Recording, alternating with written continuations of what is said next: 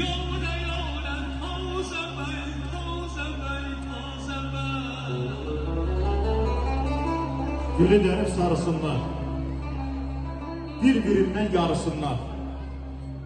Görüp boşa qarısınlar gözəl bəyin həm gəlini. Qoy yazılsın belə yazı, 7 oğlu bircə qızı. 150 yaşasın azı, gözəl bəyin həm gəlini.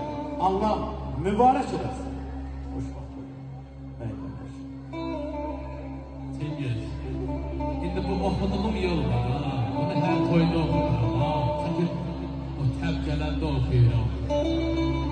Ben aşıkım oyna kalbetine.